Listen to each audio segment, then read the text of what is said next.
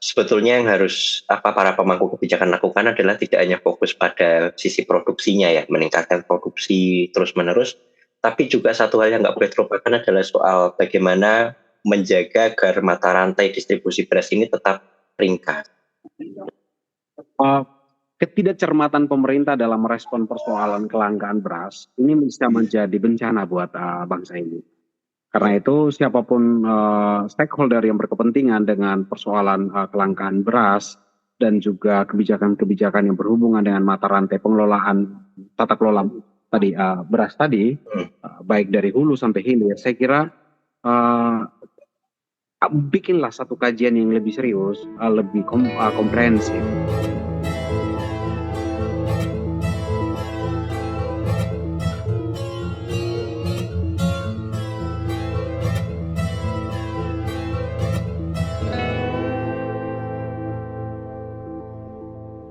Halo, selamat malam Sobat Politik di seluruh penjuru tanah air. Kita kembali lagi ke episode 12 Cowboy Politik yang sebetulnya membawa tema fresh. Bersama Mas Sampi, kita saat ini akan mengulas satu keresahan publik yang paling dasar, ya kan? Publik tentu saat ini sedang dihebohkan dengan harga beras yang melambung tinggi. Karena itu kita akan soroti beras jadi berlian. Satu bentuk kiasan yang sebetulnya ingin membawa kita berefleksi kalau saat ini beras sedang menjadi komoditas yang sangat-sangat berharga di mata publik, gitu ya. Sebetulnya rekan-rekan Cowboy Politik terhitung kira-kira sebulan ke belakang setelah pelaksanaan pemilu 2024, bulan Februari lalu, publik dibuat heboh dengan kenaikan harga salah satu bahan pokok strategis, yakni beras. Namun sebenarnya kenaikan barang pokok ini sudah tercatat jauh terjadi di awal tahun lalu, awal tahun 2024 ini. Ingatan publik tentu masih hangat ya dengan kenaikan harga minyak goreng kala itu yang sebetulnya juga membuat kita trauma tentang kenaikan harga beras ini. Apakah kita sebagai negara agraris akan bernasib sama kalau harga beras kian naik secara signifikan? Kalau kita lihat data rekan-rekan Cowboy Politik dari Badan Pangan Nasional, sebetulnya kalau kita menyoroti 3 bulan ini dari Januari, Februari sampai Maret, harga beras medium di pedagang eceran pada bulan Januari 2024 itu 13.130 per kilogramnya.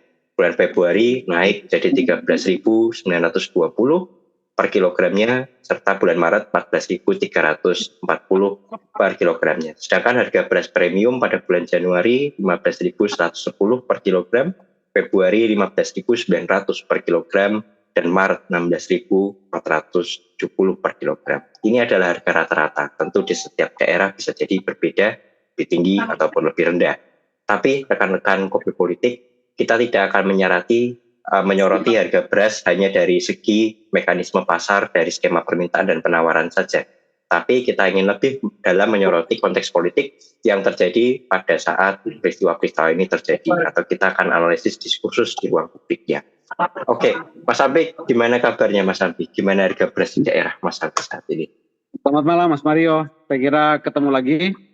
Ini di episode ke-12, semoga kita tetap konsisten. Saya tertarik sekali dengan judul ini, tema kita kali ini, topik kita kali ini, beras jadi berlian.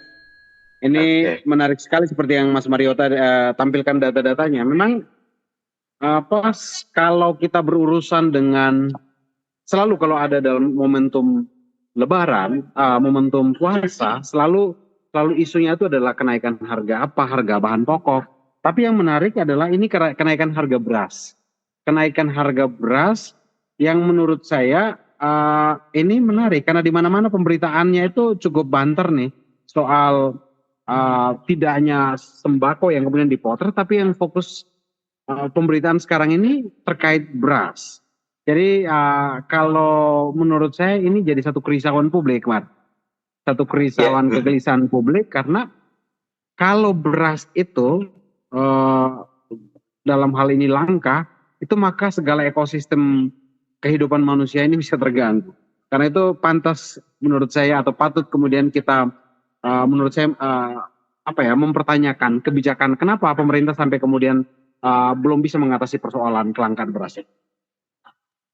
Oke, tentu ini bukan sekedar beras ya, seperti kata Mas Ampi tadi, ini soal gimana sebetulnya tata kelola yang harusnya diperankan oleh negara dalam menjamin akses pangan yang terjangkau.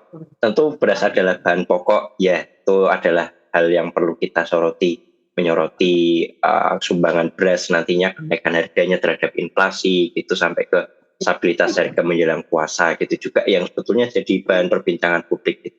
Namun Mas Hampi kalau kita bicara juga dalam konteks ini, apakah beras sebetulnya punya satu hal yang menjadi variabel untuk menjaga stabilitas politik kita sebetulnya? Dalam artian apakah ada salah satu hal atau peristiwa sejarah apa yang bisa kita belajar dari sana untuk menyoroti bahwa beras itu sebetulnya komponen politik yang penting kalau kita bisa katakan? Ini menarik yang seperti Mario bilang tadi, ini bicara soal tata kelola ya. Jadi jangan melihat berasnya aja, tapi kemudian segala infrastruktur kebijakan yang kemudian terkait kelindahan dengan beras ini itu banyak sekali, Mas. Tapi ada 3 hal menarik untuk kemudian kita baca. Kenapa kemudian kita perlu risau dengan kelangkaan beras? Karena memang beras itu salah satu barang pokok. Dan tadi Mario udah singgung bahwa kelangkaan terhadap beras ini sebetulnya data BPS kita menunjukkan ada semacam menyumbang 1,65% terhadap inflasi. Artinya kalau tidak segera diatasin, maka ini inflasi kita tidak akan teratasi dan itu bisa berbahaya buat stabilitas politik dan stabilitas ekonomi terlebih bangsa ini. Dan yang kedua adalah soal itu tadi stabilitas harga menjelang puasa. Karena begini, ya poin yang sudah saya sampaikan di awal bahwa isu yang selalu muncul di Lebaran atau kemudian puasa itu kan selalu kenaikan harga sembako. Tetapi ini menjadi tidak lumrah karena dia muncul 2 minggu sebelum Ramadan. Jadi ini yang menurut saya harus diwaspadai. Apalagi kemudian dikait-kaitkan dengan kebijakan politik. Kemudian ada pertarungan karena ini isu food estate, ada isu soal makan gratis dan segala macam. Tetapi menurut saya ini penting untuk kemudian diantisipasi.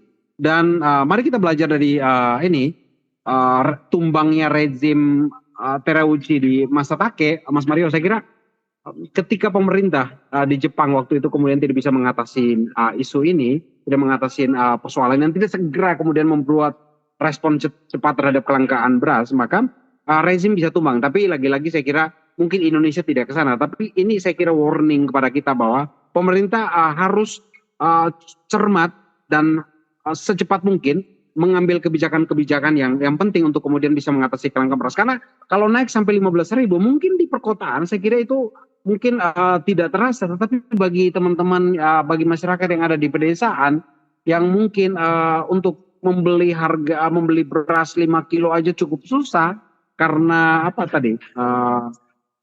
daya beli mereka yang sangat menurun. Jadi ini yang harus diantisipasi oleh pemerintah. Buatlah kebijakan yang cepat supaya persoalan kelangkaan beras ini bisa diatasi dalam waktu dekat. Gitu, Mas. Oke. Betul Mas Hampi. Hal yang Mas Hampi sampaikan tadi, datanya penting bahwa beras sebetulnya menyumbang inflasi juga ya. Data tadi tahun 2024, pekan kedua Februari sebetulnya, yang kalau publik sebetulnya lihat itu ya dari keseharian mereka. Salah satunya kalau saya sebagai bertanya atau langsung berjumpa ke warung-warung yang biasanya itu untuk anak kos itu ya, rata-rata memang penjualan itu dinaikkan 1.000. Nasi Padang semula sebetulnya nasi ayam 12.000, sekarang jadi 13.000. Nah itu persis seperti waktu dulu harganya. Maksudnya ya ini real, kondisi di lapangan itu ada kenaikan harga juga dari berbagai macam jenis makanan ya. Nah tapi di tingkat paling ekstrim sebetulnya dari segi sejarah juga di Jepang kita belajar tahun 1918 itu ya, tumbangnya satu rezim yang sebetulnya salah satu faktor kematiannya adalah kualitas beras yang sangat naik signifikan kala itu.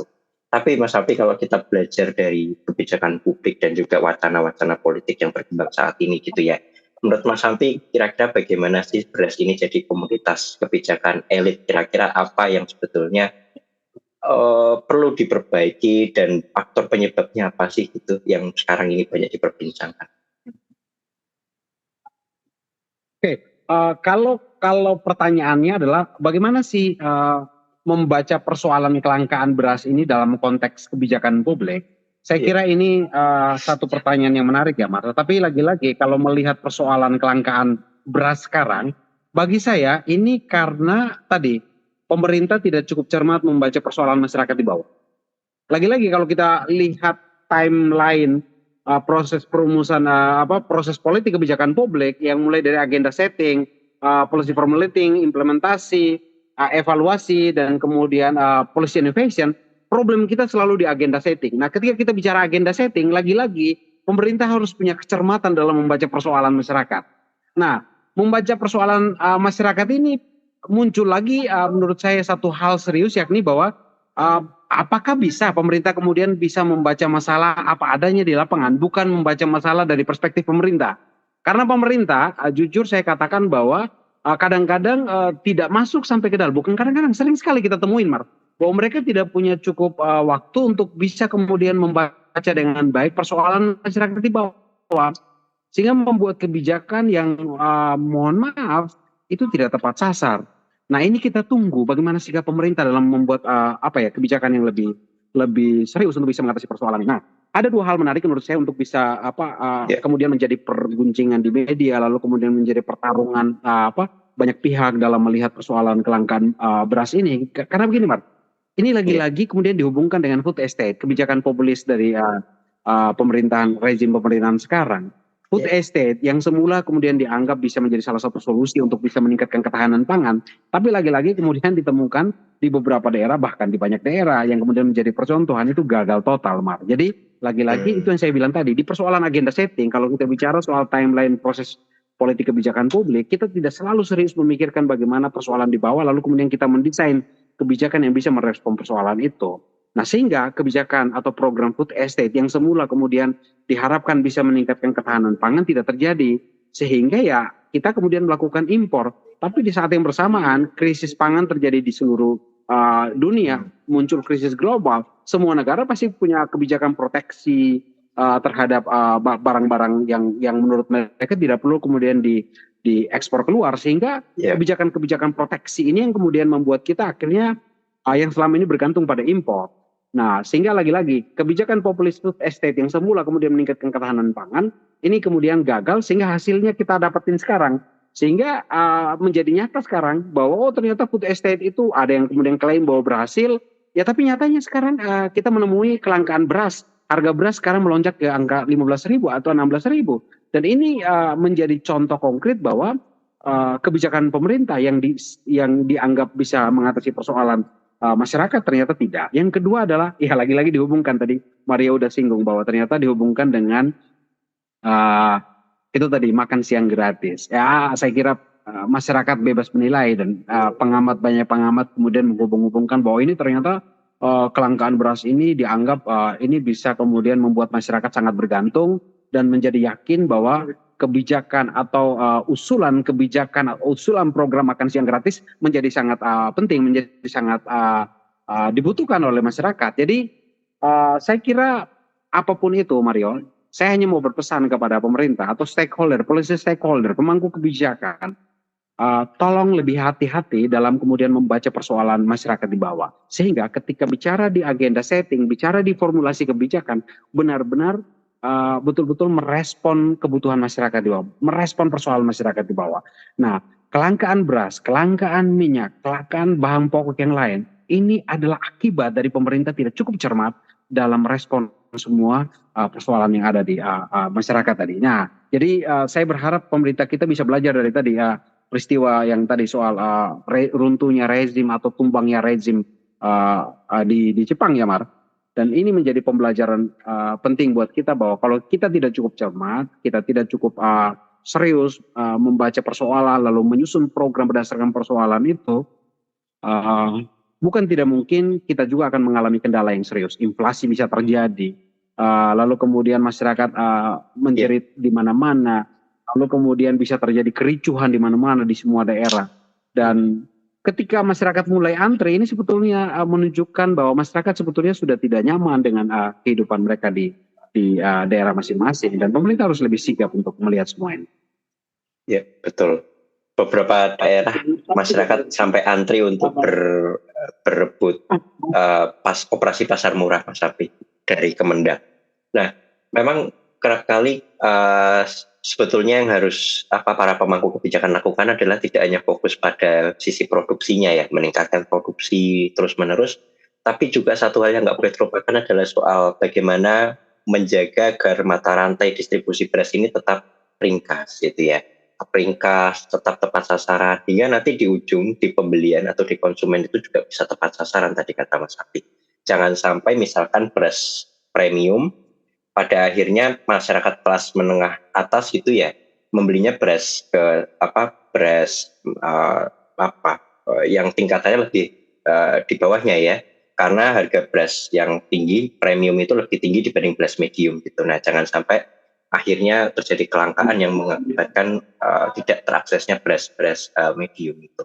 Nah, cuman berbagai hal terjadi tentu dari segi mata rantai maupun bansos juga yang sempat dibagi-bagikan hingga tersorot oleh beberapa kalangan itu mengurangi stok beras itu ya.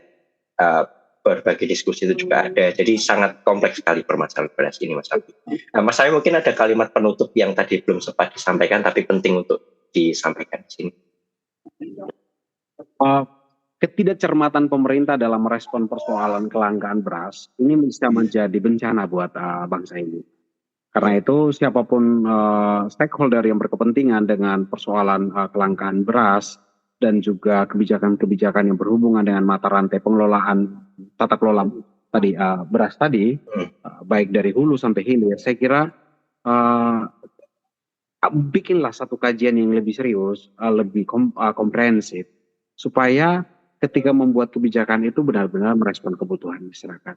Bukan kemudian membuat kebijakan yang semata-mata karena apa yang dipikirkan, bukan apa yang dilihat dan dirasakan dan ditanya secara serius ke seluruh masyarakat di bawah, sehingga ketika membuat kebijakan itu benar-benar merespon apa yang mereka butuhkan. Tadi yang Mario sebut soal sembako dibagi-bagi ke mana. Ini kan lagi-lagi apakah benar masyarakat di bawah butuh?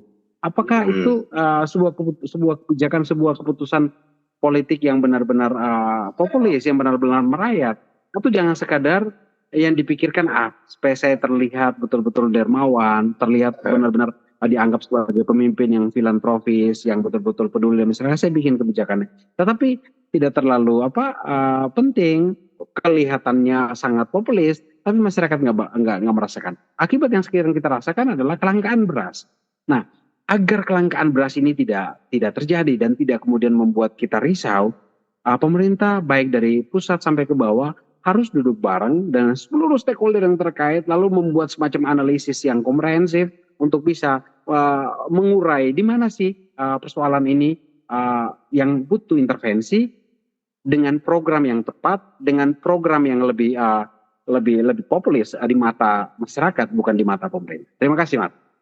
Oke, kesimpulan yang komprehensif, Mas Sampi. Terima kasih untuk ulasannya. Nah, ini sarana diskusi rekan-rekan Kopoi Politik. Silakan bagi rekan-rekan juga bisa menyampaikannya di kolom komentar untuk bisa mengetahui kira-kira apa sih yang bisa jadi wacana publik untuk mendiskusikan tentang kenaikan harga beras ini. Gitu. Oke. Sekian rekan-rekan Kopoi Politik episode ke-12. Kita jumpa lagi di episode ke-13 berikutnya. Sampai jumpa. Mas Sampi, sehat selalu. Terima kasih. Terima kasih. Assalamualaikum. See you next time.